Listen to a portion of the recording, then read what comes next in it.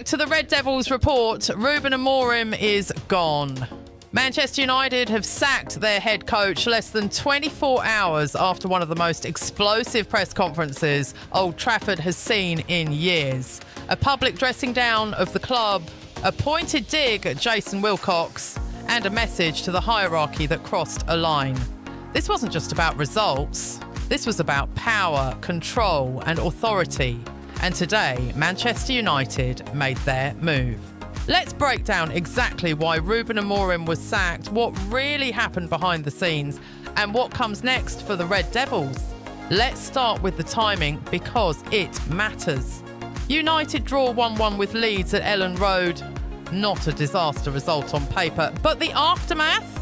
That's where everything imploded. Less than 24 hours later, United released a statement. Ruben Amorim has departed his role as head coach.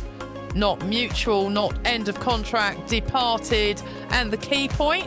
This comes right after Amorim publicly told the club to do your jobs. That wasn't a slip, that was a challenge.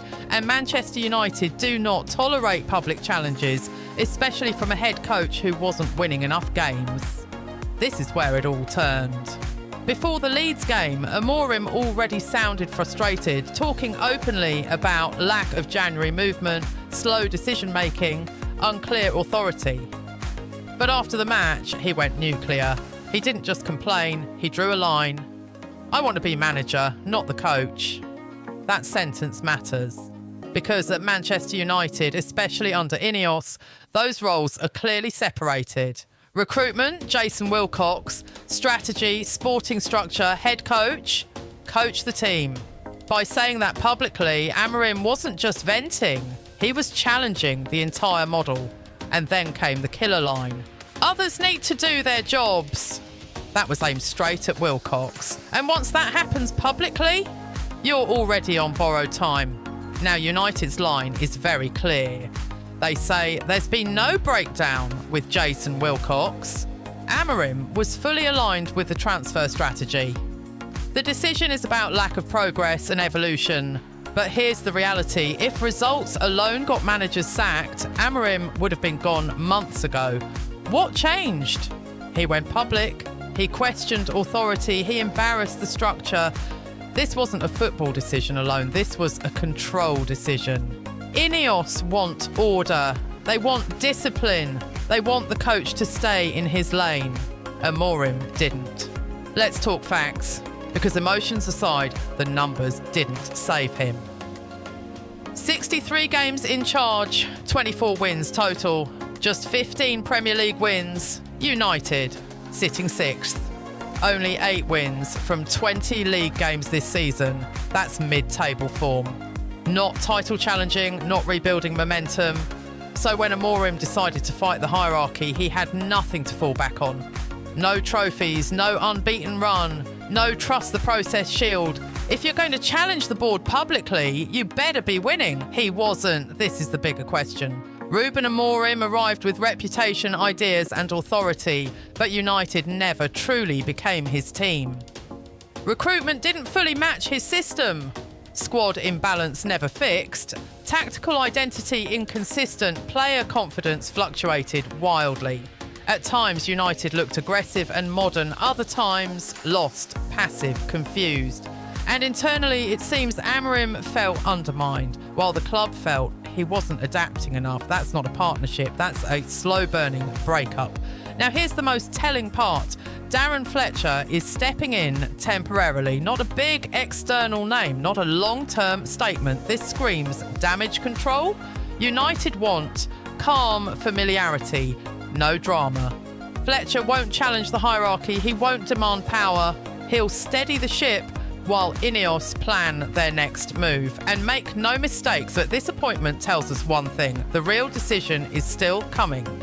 United now face another managerial search, another reset narrative, another test of the Ineos structure.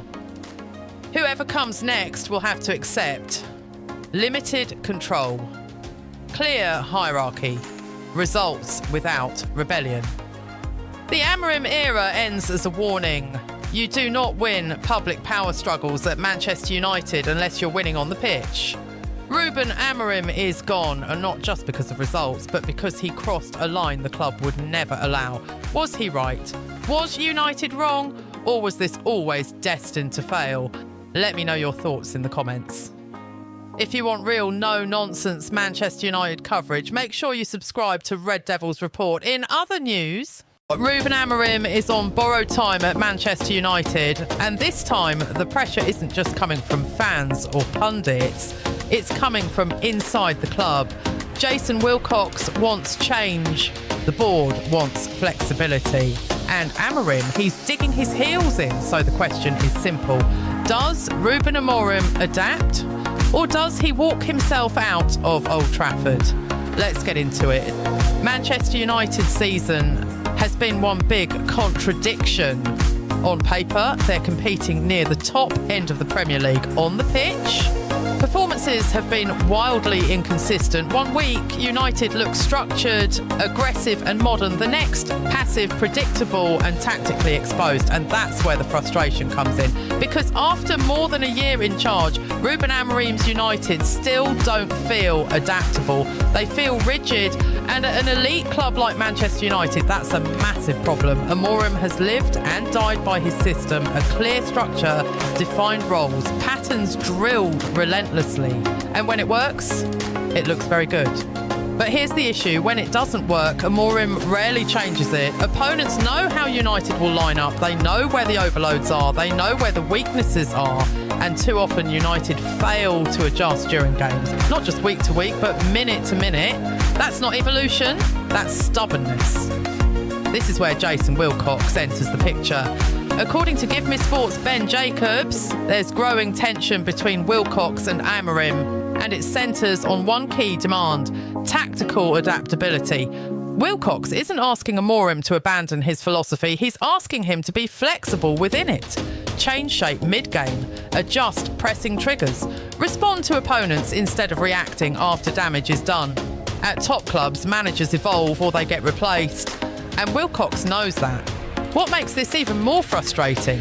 Amorim has already shown he can tweak things. In recent weeks, we saw slight adjustments. Different build-up patterns, more midfield support, better balance in possession. And guess what? Performances improved. But then he reverted back. And immediately, United's level dropped again. That tells the board everything they need to know. The solution exists. The manager just isn't committing to it. Amorim is also unhappy. He's frustrated with the lack of clear transfer planning. He wants reinforcements, he wants backing, and that frustration is understandable. But here's the problem. When results dip, tactical inflexibility always comes before recruitment excuses. Managers don't get sacked because they lack signings. They get sacked because they fail to maximise what they already have. And right now, the board believes Amorim can do more without spending a pound. Now let's talk about Amorim's comments this weekend, because they raised eyebrows. Despite being hired as the head coach, Amorim said, "I came here to be the manager of Manchester United. It's going to be like this for 18 months or until the board decide to change. I'm not going to quit." That doesn't sound like unity. That sounds like a man drawing lines. At a club already feeling fragile, those comments don't help. They create distance, they create tension, and they make directors ask one dangerous question. Is this getting harder than it needs to be? Look at elite managers across Europe: Pep Guardiola, Carlo Ancelotti, Mikel Arteta. All have principles, all have systems, but they adapt game to game, half to half. At Manchester United, expectations are unforgiving.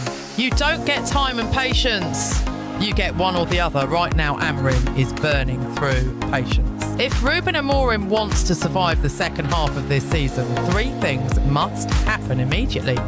One, show tactical flexibility, not just once, but consistently. Two, stop fighting the narrative and start controlling performances. Three, rebuild trust with the directors, especially Jason Wilcox.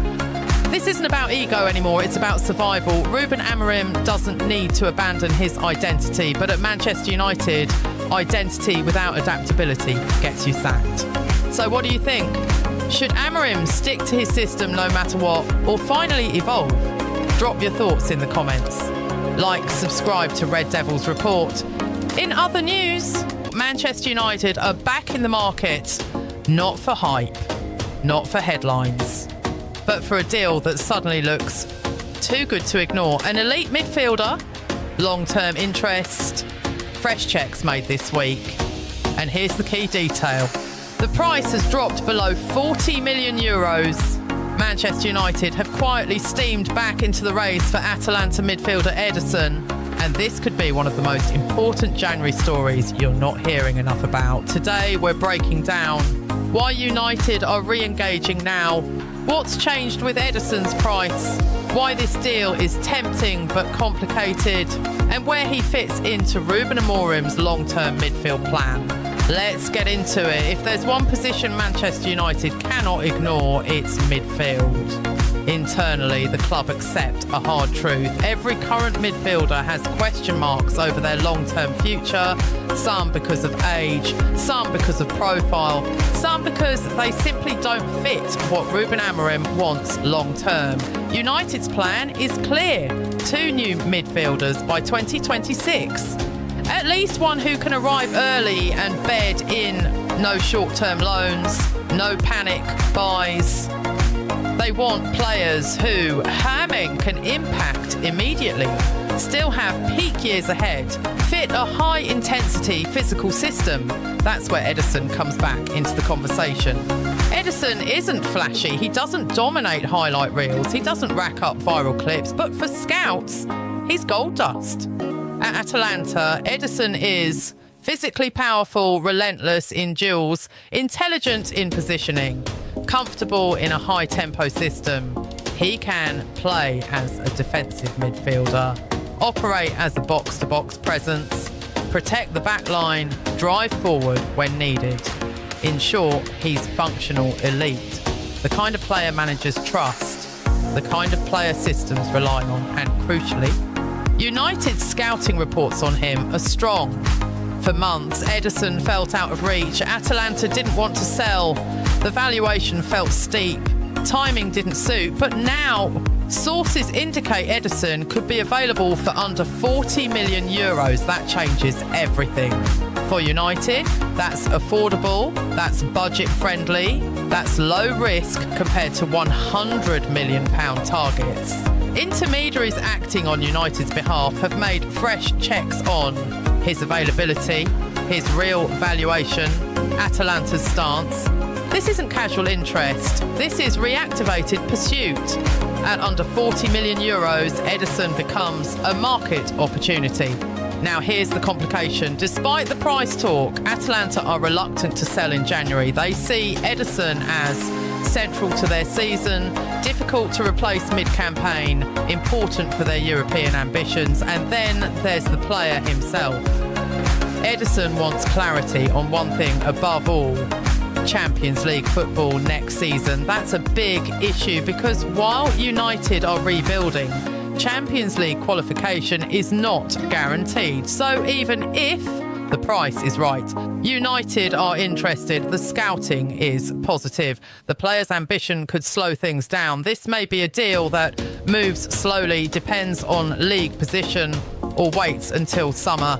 Let's be clear, Ederson is not United's only target. He's part of a wider midfield shortlist that includes Carlos Baleba, Adam Wharton, Elliot Anderson, Conor Gallagher, Ruben Neves. Each offers something different. Baleba equals elite long-term cornerstone. Wharton equals technical controller. Anderson equals energy and Premier League readiness. Ederson equals value plus reliability plus physical presence. United are weighing cost versus upside, immediate impact versus long-term ceiling. Ederson may not be the flashiest name, but at this price, he might be the smartest move. United ideally want one midfielder now, one later, someone who can settle in, learn Amorim's system, be ready to explode next season. Ederson fits that profile. He wouldn't arrive with unrealistic pressure. record fee expectations, but he would bring stability, physicality, tactical discipline. And sometimes that's exactly what a rebuilding team needs. Manchester United haven't abandoned their big money dreams, but they're also not blind to opportunity. Ederson at under 40 million euros represents value, experience, tactical fit.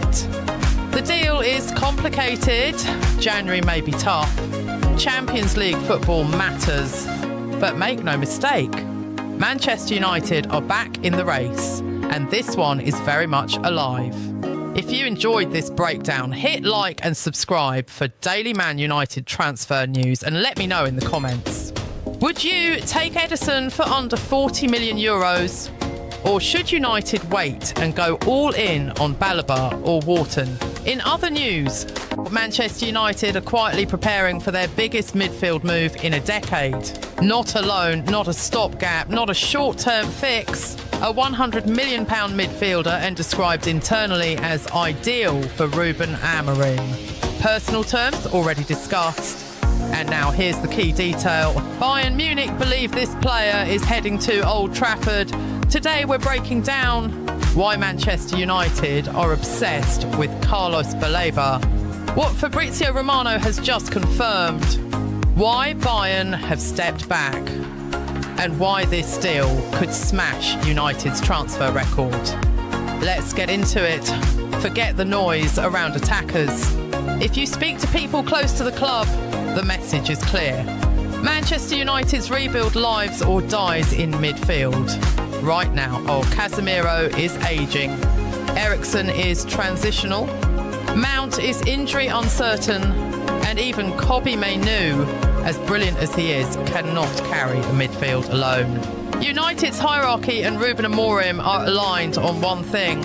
Any midfielder signed must be elite, long-term and system-defining. No loans, no compromises. That's why three names dominate every internal discussion. Carlos Baleba, Adam Wharton, Elliot Anderson. And among them, Baleba is viewed as something different. This story only matters because of who confirmed it. Fabrizio Romano. Romano has revealed that Manchester United have never stopped discussing Carlos Baleba internally, not since last summer. In fact, he confirmed something massive. Personal terms were already agreed last summer. Let that sink in. United didn't just scout Baleba. They didn't just admire him. They went deep enough to agree terms with the player. Romano said, Man United, I can guarantee, have not stopped discussing Carlos Baleba internally. He is still seen as an ideal solution by Ruben Amorim and the club. That word matters. Ideal, not optional, not one of many. Ideal. Carlos Baleba is not flashy, and that's exactly why elite clubs love him. He is physically dominant, positionally disciplined, aggressive in duels, comfortable receiving under pressure. At Brighton, he plays the role modern managers crave, the chaos controller. He breaks transitions, he eats ground, he protects defenders, he allows creators to breathe. In Amorim's system, Baleba would be the midfield anchor, the defensive stabiliser, the tempo enforcer. He is the player that makes systems work. That's why United see him as foundational, not complementary. Brighton value Carlos Baleba at £100 million. Yes, 100 million. That would smash United's transfer record, surpass the Paul Pogba deal, send shockwaves across the league. So why are United still pushing? Because this is not a gamble in their eyes. This is Premier League proven, 21 years old, built for physical leagues, system ready. United don't see £100 million. They see a 7 to 10 year midfield cornerstone, leadership potential, a player who grows with Mainoo. This is a structural signing, not a headline one. This is where the story turns serious. There were real rumours about Bayern Munich in December. Normally, when Bayern enter a race, prices inflate, deals accelerate, clubs panic. But Romano poured cold water on it. He confirmed, Bayern are not working on a deal for Baleba. They feel the player wants to stay in England and last summer wanted to go to Man United. That's massive. Bayern aren't backing out due to money. They're backing out because the player's preference is clear. And when Bayern believe a player is leaning elsewhere, they step away. That tells you everything. Romano was clear, January is unlikely. Brighton do not sell mid-season unless replacement is secured, price is fully met, timing suits them. But here's the key detail. Manchester United remain in constant contact. Not monitoring, not waiting, contact. This means the deal is warm. The player is engaged. United are ready to move the moment Brighton open the door. This is a loaded gun transfer. It fires when Brighton blink. This story tells you one thing above all else. Manchester United are planning properly again. They're not reacting.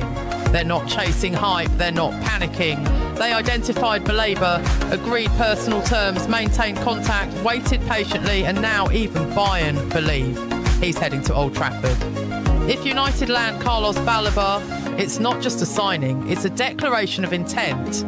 If you enjoyed this breakdown, hit like and subscribe for daily Man United transfer intelligence. And let me know in the comments. Would you pay £100 million for Carlos Baleba? Or should United prioritise Wharton or Anderson instead?